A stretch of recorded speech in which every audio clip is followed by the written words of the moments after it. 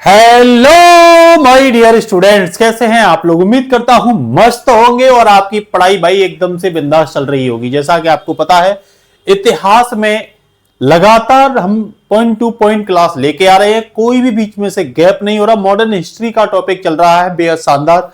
इससे पहले वाली क्लास में मैंने आपको जनजातीय विद्रोह के बारे में बताया था। मैंने बताया था भारत में अंग्रेजों की अशांति के कारण, अंग्रेजों की गलत नीतियों के कारण, अंग्रेजों की अवैध नीतियों के कारण भिन्न भिन्न वर्गों का भिन्न भिन्न स्तर पर क्या किया गया, उनकी पॉलिसियों से शोषण किया गया। कुछ राजनीतिक पॉलिसी, कुछ आर्थिक पॉलिसी, कुछ धार्मिक पॉलिसी, कुछ सांस्कृतिक पॉलिसियों ने सामाजिक, आर्थिक, राजनीतिक भारतीयों के क्षेत्रों में क्या किया, हस्तक्षेप किया, जिस वजह से लोगों के अंदर असंतोष पैदा हुआ और वो अंग्रेजों के सामने उठ खड़े हुए, जिसे आंदोलनों का रूप कहा गया।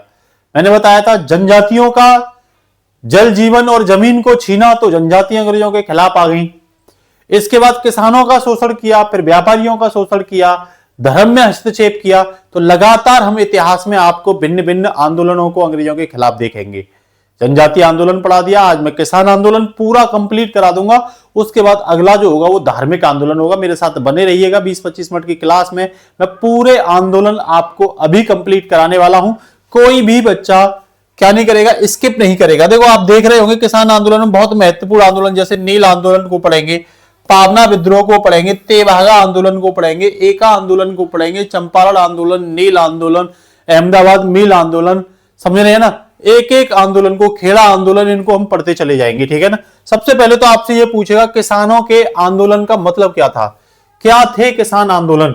तो आप सीधा सीधा बोलोगे, जैसे ही 1757 के बाद प्लासी का युद्ध हुआ, 1757 में प्लासी का वॉर हुआ, तो उस प्लासी के युद्ध में अंग्रेजों ने भारत में कूटनीति फैलाने की, मतलब कूटनीति के दम पर, फूट डालने के दम पर क्या करना स्टार्ट कर दिया, अंग्रेजों ने शोषण करना स्टार्ट कर दिया, ठीक है ना।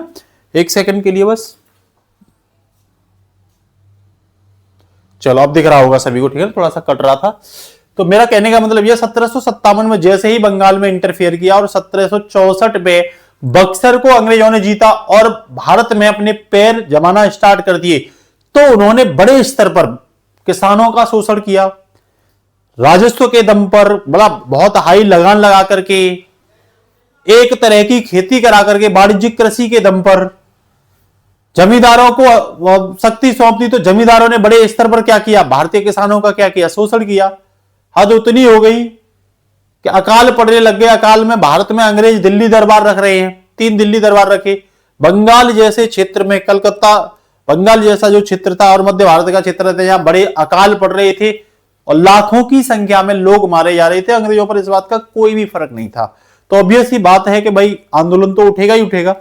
तो यहां हम बात करें तो सीधा बोला गया है कि 1900 से पहले अकालों ने भारतीय किसानों को आंदोलन के लिए क्या किया, तैयार किया, शुरुआत की।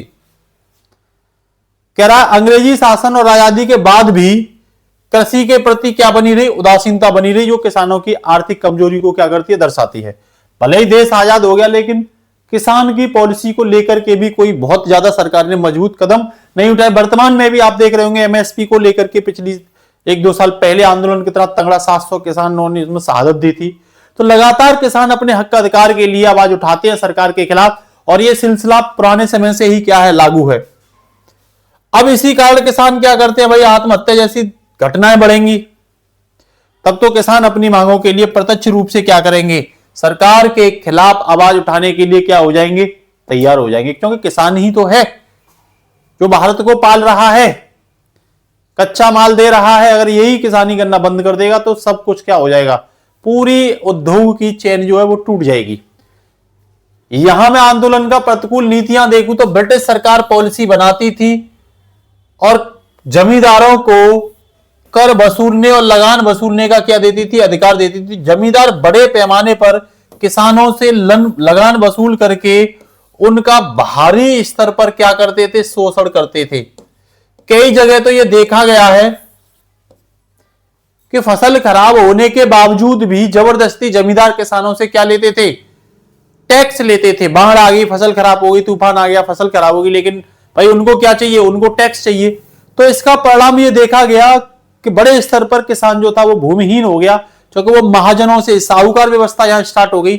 साहूकारों से कर्ज पर पैसे लेके आते थे, लेकिन जिंदगी भर चुका नहीं पाते थे और पूरी जिंदगी उस साहूकार के या बेगारी और बंधुआ मजदूर में क्या कर देते थे, अपनी जिंदगी को खपत किया कर देते थे। ठीक है ना। तो यहां क्या देख रहे हैं, ब्रिटिश सरकार की आर्थिक नीतियां जमींदार और साहूकारों के पक्ष में दिखाई देती हैं, जिससे किसानों का शोषण होता है। तब इस अन्याय के खिलाफ क्या होगी, आवाज उठाने के लिए ही विद्रोह का अवसर पैदा होता है। किराए के इन्होंने केवल यही नहीं, जो हमारी हस्तशिल्प थी, हैंडीक्राफ्ट थी, उसका भी दमन कर दिया। भूमि पर बोझ बढ़ा। देखो हुआ क्या, जब ब्रिटिश ने आर्थिक नीति बनाई भारत में, जिससे जो हमारे हस्तशिल्पी थे, हैंडीक्राफ्ट थे, जो छोटे छोटे हाथ से बनाने वाले मजदूर थे, उनके धंधे खराब कर दिए। क्योंकि वो 1757 के बाद हम यहां देखते हैं पहली औद्योगिक क्रांति यूरोप में आती है। कहां आती है, यूरोप में फर्स्ट इंडस्ट्रियल रिवॉल्यूशन आता है। तो बड़े पैमाने पर यहां मशीनीकरण होता है। क्या होता है बेटा, मशीनी से कपड़े अन्य वस्तुएं बनाने का प्रचलन हो जाता है और यूरोप में बड़े पैमाने पर पूंजीपति उस औद्योगिक क्रांति से उत्पाद बनाते हैं, जिसके लिए भारत के जो हस्तशिल्प के उत्पाद थे वो महंगे होने की वजह से, क्योंकि ये मशीन से बना रहे हैं, सस्ते होंगे, तो इनके उद्योग खत्म हो गए। तो ये कृषि पे ही आ जाएंगे। जब बड़े स्तर पर लोग कृषि पे आ जाएंगे तो कृषि पर भार बढ़ जाएगा और बड़े स्तर पर गरीबी में क्या होती चली जाएगी, वृद्धि होती हुई दिखाई देगी। किसान अत्याचार और शोषण के लिए 4 चीजें बहुत ज्यादा जिम्मेदार हैं, ध्यान रखना। पहली तो किसानों ने अपनी आर्थिक नीतियों के माध्यम से, कर राजस्व नीतियों के माध्यम से, जो अंग्रेजों की राजस्व नीति थी वो इतनी खराब थी कि भारी लगान देखने को मिलता है। कौन सी राजस्व नीति, स्थायी बंदोबस्त, जिसे इस्तेमरारी बंदोबस्त कहते हैं, कौन सी महलवाड़ी बंदोबस्त, कौन सी रैयतवाड़ी व्यवस्था, इनमें यह देखा गया है कि लगान 70% तक किसानों को कहीं कहीं देना पड़ गया। अब आप एक चीज बताइए, 100 किलो हो रहा, 70 किलो तुम किसे दे दोगे, लगान के रूप में दे दोगे, तुम्हारे पास क्या बचेगा। किसान तो भूखमरी से परेशान होगा ही होगा, किसान तो भूखा मरेगा ही मरेगा, क्योंकि पॉलिसी ही ऐसी थी। समझ में आ रही है ना सभी को। दूसरा, अवैध करारों पर, अवैध तरीके से, गलत तरीके से अंग्रेजों को कुछ बता रहे हैं, जमींदार कुछ वसूल कर रहे हैं, मनमानी करते थे, कर्ज दे देते थे साहूकार और किसानों को उनकी जमीनों से बेदखली कर देते थे। कई बार तो जमींदारों की जमींदारी बेदखली देखने को मिलती है, उनकी जमीन नीलाम कर दी जाती थी, जमींदारी।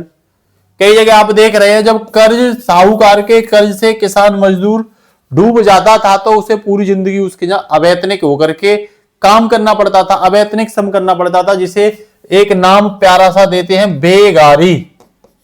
आप लोग ये बताओगे भारतीय संविधान के किस आर्टिकल में कौन सा मूल अधिकार है जिसमें बेगारी से निषेध किया गया है। देखता हूं आपकी तैयारी कैसी है, हर बच्चा इसको कमेंट में लिखेगा, बेगारी से निषेध कौन से आर्टिकल में है भारतीय संविधान के में। तो देखो ये 4 चीज अगर आपको मेंस में भी लिखना आता तो बड़े पैमाने पर किसान विद्रोह के बारे में लिख सकते हो कि भैया उच्च लगान, अवैध करारों पर मनमानी, बेदखली और साथ ही साथ अवैतनिक मतलब बेगारी के प्रभाव ने ही किसानों का शोषण किया, अत्याचार किया किसानों का। कह रहा जमींदारी क्षेत्रों में किसानों को इन समस्याओं का सामना करना पड़ रहा था। सरकार ने बाहरी राजस्व को भी क्या कर दिया, यहां लगा दिया, हैवी लैंड रिफॉर्म लगा, लैंड रेवेन्यू लगा दिया। तब यहां धीरे धीरे भारत के भिन्न भिन्न क्षेत्रों पर आंदोलनों की शुरुआत होगी किसानों के द्वारा, जिन्हें किसान आंदोलन कहा गया है। इन आंदोलन का सपोर्ट विभिन्न तरह के नैतिक लोग, विद्वान लोगों के द्वारा भी मिलेगा। समझ में आ रही है नहीं आ रही। कोई समाचार पत्र के माध्यम से, जैसे दीनबंधु मित्र ने नील आंदोलन के बारे में जानकारी की है नील दर्पण किताब में, तो अलग अलग जो साहित्यकार हैं, विद्वान लोग हैं, उन्होंने भी किसानों की बातों को बढ़ चढ़ के क्या किया, लोगों के सामने उनकी सच्चाई को दिखाने का प्रयास किया, जिससे किसान आंदोलनों की ऊर्जा और बड़ी, ताकत और बड़ी, किसानों को प्रोत्साहन मिला, आगे चल के अंग्रेजों के खिलाफ सफलता हासिल करने में महत्वपूर्ण अहम भूमिका निभाई। अंतोगात्य जब हम देखेंगे तो हमें यह देखने को मिलेगा कि भारत के भिन्न भिन्न क्षेत्रों में किसानों के नेता अंग्रेजों के खिलाफ, उनकी भू राजस्व व्यवस्था, आर्थिक नीति के खिलाफ आवाज उठाना स्टार्ट कर देंगे। तो तो ये सबसे पहले मैं देखता हूं नील आंदोलन के बारे में। इसकी समय सीमा अगर पूछे तो 1859 से 62 के बीच में देखी जाती है। ये नीला दिख रहा है, ये पश्चिमी बंगाल का क्षेत्र है, उड़ीसा का क्षेत्र। देखो यहां देखने को मिलेगा आपको बंगाल के क्षेत्र में, ये नादिया जिला, पबना जिला, जैसौर, खुलना, ये क्षेत्र वो है यहां बड़े स्तर पर नील के खिलाफ नील विद्रोह हुआ। ये क्या रोल था? कह रहा यूरोपीय बागान मालिकों ने किसानों को खाद्य फसलों के बजाय नील की खेती करने के लिए बाध्य किया। जहां गेहूं की, मोटे अनाजों की, दालों की, चना की खेती होती थी, वहां यूरोपीय लोगों ने भारतीय किसानों से जबरदस्ती नील की खेती करवाने का क्या किया? दबाव किया कि भाई नील की खेती करोगे, होगा क्या? करवा तो लेंगे, कोई बात नहीं, चलो करवा लो, वाणिज्यिक फसल है नील की, कैश में बेच सकते हो, पैसा ले सकते हो।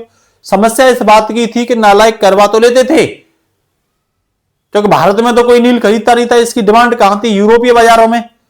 और जब खेती नील की हो जाती थी तो अंग्रेज ही कहते थे कि भाई इस बार क्या है, यूरोप में डिमांड ही नहीं है, तो किसान का नील बेकार होता था और किसान सस्ता बस्ता ही यूरोपियों को, ये उनको षड्यंत्र के तहत चाल थी उनकी, तो सस्ता उल्टा उल्टा सीधा बेचना पड़ता था, क्योंकि वो क्या हो जाएगा, आने वाले टाइम में खराब हो जाएगा, ज्यादा समय उसे रख भी नहीं सकते हो।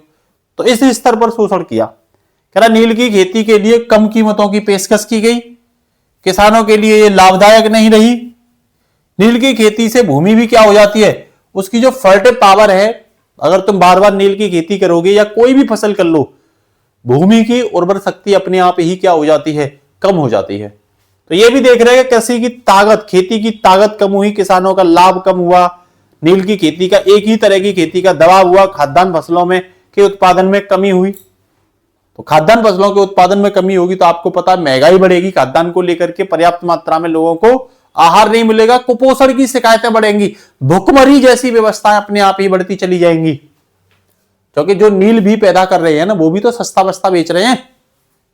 अब क्या होगा, कुछ बुद्धिजीवी अहम भूमिका निभाएंगे, मैंने आपको बताया ही था, जिनमें हरिश्चंद्र मुखर्जी, एस एन मुखर्जी का नाम आता है। उन्होंने अपने अखबार में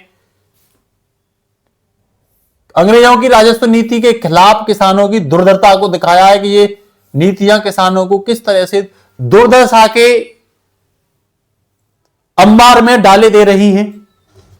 वहीं एक बहुत ही बेस्ट किताब रही है नील दर्पण, ये नाटक है दीनबंधु मित्र का, याद रखना, इसे याद रखना। इन्होंने भी बहुत मार्मिक ढंग से किसानों के साथ अंग्रेजों के द्वारा किए गए व्यवहार को बहुत ही मार्मिक तरीके से क्या किया है, दर्शाने का प्रयास किया है कि कैसे अंग्रेजों की नीतियों ने भारतीय किसानों का दामन तोड़ा है, भारतीय किसानों की उम्मीदों को तोड़ा, भारत किसानों को आर्थिक रूप से कमजोर किया है, भारतीय अर्थव्यवस्था को कमजोर किया है, भारतीय अर्थव्यवस्था में किसानों की भागीदारी को कमजोर किया है। तो कह रहा इसी नाटक से विवाद क्या किया गया, खड़ा किया गया, और ईस्ट इंडिया कंपनी ने आगे चल के ये इस नाटक पर क्या लगा देगी भाई, प्रतिबंध लगा देगी। 1860 में लिखा गया था ये नाटक, ध्यान रखना, ये लिख भी रहा है, आप लोग एक एक पॉइंट को ध्यान रखिए। पूछ लेगा नील विद्रोह का नेतृत्व किसने किया, तो ध्यान रखना दो भाई थे, दिगंबर विश्वास और विष्णु विश्वास, दोनों का नाम याद रख लोगे, दिगंबर और विष्णु विश्वास। एक एक देखो, ये दिगंबर विश्वास और ये नाम याद रहने चाहिए आपको, ये ध्यान रख लो, ये नाम आपको अच्छे से याद रहने चाहिए। कह रहा यहां क्या करेगी सरकार, नवंबर 1860 में एक नील आयोग की क्या करेगी, स्थापना करेगी। पहले तो यहां नील कमीशन बनाया जाएगा। कह रहा अब रैयत को, किसानों को नील की खेती के लिए बाध्य घोषित नहीं किया जाएगा। कह रहा यहां पहली बार किसानों की अंग्रेजों की नीतियों के खिलाफ एक जीत के रूप में दिखाई, एक अलग जलती हुई दिखती है कि भाई कहीं ना कहीं किसानों ने अपने आंदोलनों के माध्यम से अंग्रेजों से कुछ बात मनवाई, क्योंकि वो नालायक मानते भी नहीं थे। समझ में आ रहा नहीं आ रहा। इसके साथ ही अगर मैं देखूं अगला विद्रोह, पावना विद्रोह के बारे में, तो ये 70 से 80 के बीच में हुआ है और ये पूर्वी बंगाल के क्षेत्र में हुआ है। किसमें, पूर्वी बंगाल के क्षेत्र में पावना एक जगह पड़ती है, ध्यान रखना, क्या पड़ती है, एक जगह पड़ती है, उस क्षेत्र में ये विद्रोह देखने को मिलता है।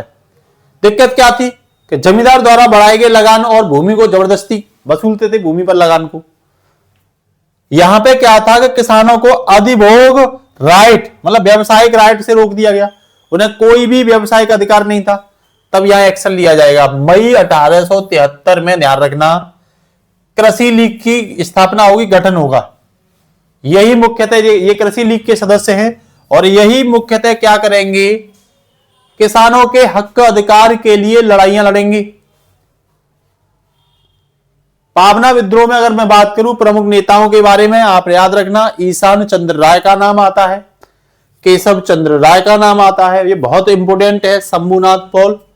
कुछ लोगों ने इंटेलेक्चुअल तरीके से, बौद्धिक तरीके से भी इस आंदोलन को समर्थन किया, उनमें नाम आता है बांकिम चंद्र चटर्जी, सोमनाथ बनर्जी। ये ऐसे विद्वान व्यक्तियों जिन्होंने अपने इंटेलेक्चुअल पावर के दम पर भी भारत में विभिन्न किसान आंदोलनों का सहयोग किया। उनमें से एक पावना विद्रोह के सहयोग के बारे में भी इनका नाम आता है। अब होगा क्या, यही सरकार के द्वारा एक एक्ट पारित होगा 1885 में। सरकार ने बंगाल का काश्तकारी अधिनियम क्या कर दिया, पारित कर दिया, और यही 1885 में कांग्रेस की क्या होगी, भारतीय राष्ट्रीय कांग्रेस की बंबई में भारतीय राष्ट्रीय कांग्रेस की स्थापना होगी। एक बड़ा संगठन बनेगा भारतीयों की मांग के लिए। अब इस एक्ट में ही भारतीय किसानों के ऑक्यूपेशन राइट, व्यवसायिक राइट के अधिकारों में क्या होगी, वृद्धि होगी। तेभागा आंदोलन की बात करूं तो मैं 1946 से 47 के बीच में देखने को मिलता है। तेभागा कहां पे भागा, तो बंगाल में भागा, मतलब बंगाल में शुरू हुआ था। संघर्ष कौन कर रहे थे, तो ये बटाईदार और जोतदारों के बीच में संघर्ष था, ध्यान रख लेना। ये बटाईदार और जोतदार होते थे, उनके बीच था। या नेतृत्व किसने किया, तो किसान सभा ने किया। ये एक सीपीआई का किसान मोर्चा था, जिसे किसान सभा कहते हैं। उस किसान वामपंथी थे ये, इन्होंने इसका नेतृत्व किया। नारा भी दिया था, निज खामरे धन तोलो। इसका मतलब यह है कि अनाज हमारे अपने गोदामों में रखिए, रख लो, अपने आप जब इनको जरूरत होगी तो अंग्रेज तुरंत मांग लेंगे, अपने मनमानी कीमत पे देना।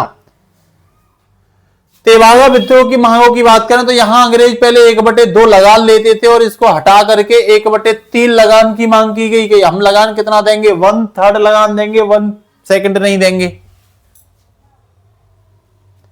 तो यहां किराए फसल के आधे भाग के स्थान पर जमींदारों की हिस्सेदारी को 1/3 किया गया।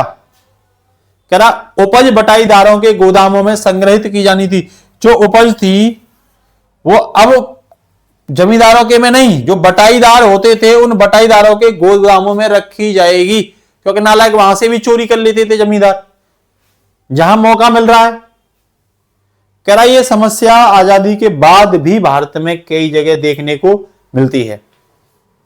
कुछ बेसिक सी छोटी छोटी जानकारी जो आप देख ही रहे हो। नील विद्रोह का समय 59 से 62 बंगाल में दिगंबर और विष्णु विश्वास ने इसका नेतृत्व किया और यहां नील आयोग बना, मतलब सफल आंदोलन।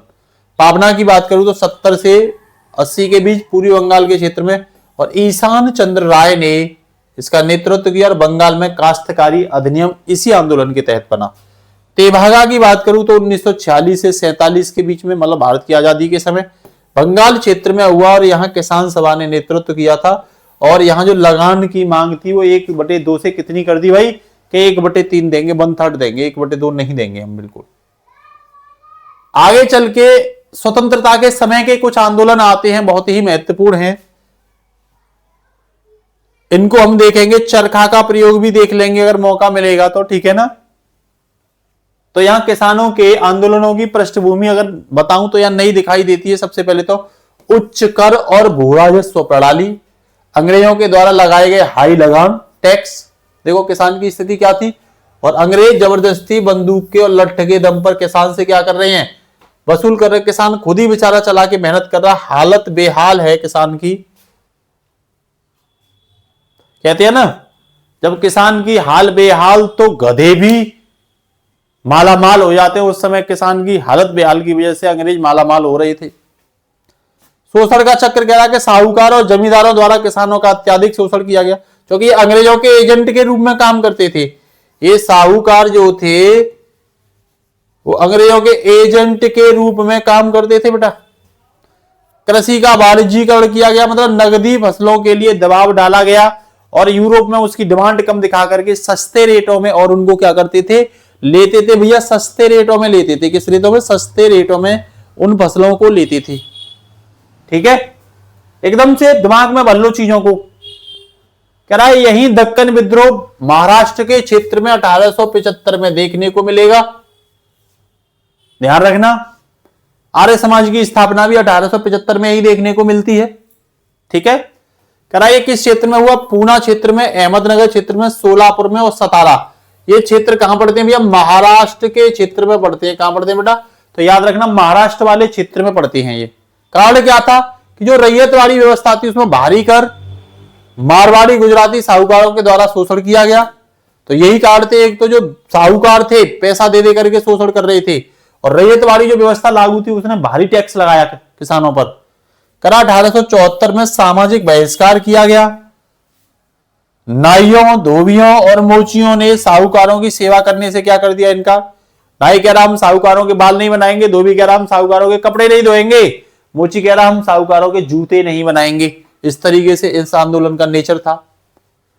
सरकार ने आंदोलन को कुचल दिया, लेकिन समस्याओं को, जो समस्याओं थी उनको क्या कर लिया? स्वीकार कर लिया। और यहां एक एक्ट बना देंगे, दक्कन कृषक राहत act, Deccan agriculture relief act 1879 में पूछ लेता ये दक्कन एक्ट कब आया? तो 1879 आना चाहिए। आप देख रहे होंगे दक्कन एक्ट का कर दिया, बना दिया। यही आप क्या देख रहे हैं? चंपारण आंदोलन, बहुत ही गांधी जी का पहला सफल सत्याग्रह। ये गांधी जी का पहला क्या है? भारत में गांधी जी का पहला सफल सत्याग्रह है, ध्यान रखना। आप लोग मुझे ये बताओगे, अफ्रीका से गांधी जी किस वर्ष वापस लौटे थे? उस उपलक्ष्य में प्रवासी दिवस, भारतीय प्रवासी दिवस से भी मनाया जाता है। आप लोग बताना। कह चंपारण आंदोलन कब शुरू हुआ? तो अप्रैल 1917 में। चंपारण आंदोलन के लिए गांधी जी को किसने बुलावा दिया था? तो राजकुमार शुक्ल ने दिया था। राजकुमार का नाम याद रखना। किसने? राजकुमार शुक्ल, ये नाम पूछा जाता है। चंपारण बिहार का क्षेत्र पड़ता है। बिहार के क्षेत्र में यूरोपीय बागानों को मालिकों द्वारा नील की खेती की बाध्यता की गई थी।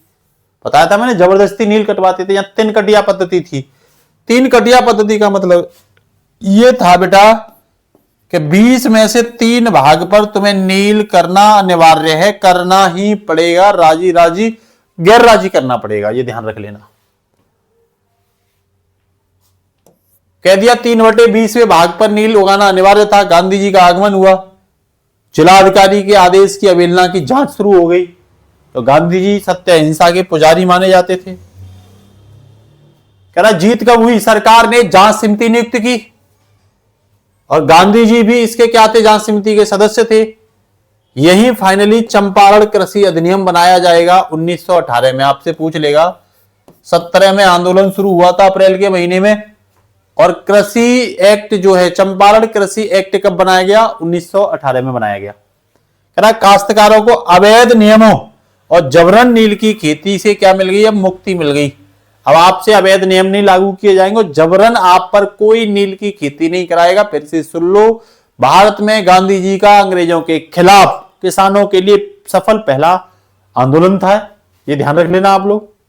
किसने एंट्री करवाई? तो राजकुमार शुक्ल ने एंट्री करवाई। अगला 1918 का खेड़ा आंदोलन देखने को मिलेगा। ये भी कहां पड़ता है? गुजरात क्षेत्र में पड़ता है। यहां क्या हो गई थी? लोगों की प्राकृतिक आपदा की वजह से फसल नष्ट हो गई थी। प्राकृतिक आपदा मतलब बाढ़ वगैरह, तूफान वगैरह। तो प्राकृतिक आपदा की तो भाई किसानों की दिक्कत है, टैक्स कहां से दे देंगे? लेकिन फिर भी अंग्रेज जबरदस्ती क्या ले रहे थे? टैक्स ले रहे थे। पूछ लेगा खेड़ा आंदोलन का नेतृत्व किसने किया? महती भूमिका गांधी जी की थी, साथ ही साथ सरदार वल्लभ भाई पटेल भी इसमें क्या रहे थे? अग्रसर रहे थे। तो गांधी जी ने साफ किसानों से कह दिया जब तक अंग्रेज हमारी बात नहीं मानेंगे आप में से कोई टैक्स नहीं देगा। और तब 1918 में, जून 1918 में ब्रिटेन सरकार द्वारा किसानों की मांग को माना जाता है। ठीक है भैया, तब ये दूसरा सफल आंदोलन गांधी जी का माना जाता है। तीसरा अगर मैं बात करूं आपसे, मोपला विद्रोह, ये 1921 में हुआ था। केरल के किसान थे, केरल के मुस्लिम किसान थे, ये ध्यान रखना। कह रहा विद्रोही कौन थे? मुस्लिम काश्तकार, मोपला। उनके विरुद्ध था ब्रिटिश सरकार और हिंदू जमींदार। एक तरफ ब्रिटिश सरकार और हिंदू जमींदार थे और एक तरफ मुस्लिम काश्तकार मोपला थे। कह रहा नेता था इसका अली मुसलियार। कारण था उच्च किराया, लगान, नवीनीकरण शुल्क और दमनकारी कर। यही घिसापटा पूरा रूल लागू करेंगे भारत में। कह रहा आंदोलन ने सरकार विरोधी और जमींदार विरोधी से सांप्रदायिक रूप ले लिया, अब ये हिंदू मुसलमान का रूप ले गया। कह रहा है सांप्रदायिकता ने मोपलाओं के खिलाफ, मोपलाओं को खिलाफत आंदोलन से भी हटा दिया और असहयोग आंदोलन से भी क्या कर दिया, अलग कर दिया, क्योंकि ये सांप्रदायिक आंदोलन बन गया। दिसंबर 1921 तक ब्रिटिश सेना ने विद्रोह को क्या कर दिया, दबा दिया। तो ये केरल के क्षेत्र में केरल के किसान थे, डायरेक्ट पूछा जाता है। एक आंदोलन भी 1921 में ही हुआ था, ध्यान रखना, अवध क्षेत्र में, हरदोई, बहराइच, सीतापुर, इस क्षेत्र में। इसके इंपोर्टेंट क्या है, नेतृत्वकर्ता पूछे जाते हैं। तो मदारी पासी कौन है, इसके नेतृत्वकर्ता, आंदोलन के नेतृत्वकर्ता। यहां क्या था कि दर्ज किराए से 50% से अधिक की वसूली की जा रही थी। जो भी किराया रखा था उससे भी 50% से ज्यादा की क्या की जा रही थी, वसूली। कह रहा मदारी पासी अहिंसा को पूर्णतः स्वीकार करने के लिए अनिच्छुक थे। कह रहे थे अहिंसा नहीं, अब तो हिंसा होने दो। और इसी को लेके कांग्रेस से संपर्क इनका क्या रहा था, टूट गया था, दूर रहा। मतलब कांग्रेस का प्रभाव यहां ज्यादा देखने को नहीं मिला। वो तो कहते थे अहिंसा से काम नहीं चलेगा, अब अंग्रेजों को मारो कूटो, बम फेंको और गोली मारो, इनको तब मानेंगे, ये बात उससे पहले नहीं मानेंगे। अगला था भैया बारदौली सत्याग्रह। कब हुआ, 1988 में हुआ, 28 में सॉरी। नेतृत्व किसने किया, तो सरदार वल्लभ भाई पटेल ने नेतृत्व किया इसका। यहां क्या था कि गुजरात के बारदौली में भू राजस्व के 30% की अनुचित वृद्धि की गई। वल्लभ भाई पटेल के नेतृत्व में राजस्व न देने की बात की गई थी, कोई राजस्व नहीं देगा जब आप 30% और ज्यादा बढ़ा दोगे तो। सरकार ने मवेशियों और जमीन की कुर्की की, लेकिन किसान फिर भी क्या नहीं हुए, बारदौली में नहीं झुके। जांच समिति बनाई गई और जांच समिति का परिणाम निकल के आया कि समिति ने माना कि कर वृद्धि क्या थी, अनुचित थी। तो यहां बड़ी जीत हासिल होगी। 30% से राजस्व को घटाकर कितना कर दिया जाएगा, जो वृद्धि की गई थी वो 6.03% कर दिया जाएगा। तो 30% बढ़ के नहीं देंगे हम, केवल 6.03 बढ़ करके देंगे। अब यहीं पे इस आंदोलन की सफलता को लेकर के जो बारदौली की महिला थी, उन्होंने वल्लभ भाई पटेल को सरदार की उपाधि दी थी। किसकी, सरदार की उपाधि पूछे तो बारदौली की महिलाओं ने सरदार वल्लभ भाई पटेल को सरदार की उपाधि। ये बेसिक सी मोटी मोटी बातें हैं। दक्कन विद्रोह 1875, चंपारण विद्रोह 1917, भारत में गांधी जी का पहला सफल आंदोलन। खेड़ा विद्रोह 1918, मोपला और एका विद्रोह 1921 में हुए, ध्यान रखना। और बारदौली विद्रोह आपको 1928 में देखने को मिलेगा भैया। कुछ मोटा मोटी इंफॉर्मेशन अगर आप देखो तो 3 कटिया पद्धति क्या थी, ये चंपारण में शुरू की गई थी। और ये 3/20 भाग पर क्या करना होता था, तो आप बताओगे नील की खेती करना होता था 3 भाग पर, 3/20 पर। पहला सत्याग्रह गांधी जी का तो चंपारण 1917 में। सरदार की उपाधि बारदौली की महिलाओं ने 1928 में सरदार वल्लभ भाई पटेल को दी थी। दक्कन राहत अधिनियम कब बना, 1879 में। बारदौली आंदोलन में कितना कर रखा गया, तो 30% वृद्धि को घटा करके 6.03% राजस्व की दर रखी गई थी। बताइए कोई दिक्कत यहां तक। अब आगे जो हम पढ़ाएंगे आपको कल, वो सामाजिक धार्मिक सुधार आंदोलन पढ़ाएंगे। एक एक करके टॉपिकों को करते रहिए, हिस्ट्री इतनी मजबूत हो जाएगी, कोई भी क्वेश्चन आपसे छूटेगा ही नहीं। क्लास अगर अच्छी लगती है तो निश्चित रूप से आप चैनल को सब्सक्राइब करवाया करिए, अपने फ्रेंड दोस्त रिश्तेदारों के पास क्या किया करिए, शेयर किया करिए, जिससे सभी को लाभ होगा और हमें भी मोटिवेशन मिलेगा। क्योंकि क्लास बनाने में काफी टाइम लगता है, काफी समय वो होता है। किसी भी एग्जाम की तैयारी क्यों नहीं कर रहे, हिस्ट्री तो पूछी ही जाती है, किसी भी एग्जाम की कर लो आप, ठीक है। लाइक जरूर किया करिए और कोई क्वेश्चन पूछता हूं उसमें कमेंट जरूर किया करिए। क्वेश्चन मैंने यही पूछा है, प्रवासी दिवस, भारतीय प्रवासी दिवस कब मनाया जाता है, और गांधी जी किस वर्ष अफ्रीका से भारत वापस लौटे। तो आज के लिए इतना ही, नमस्कार, गुड नाइट, टेक केयर बच्चों, ऑल द बेस्ट।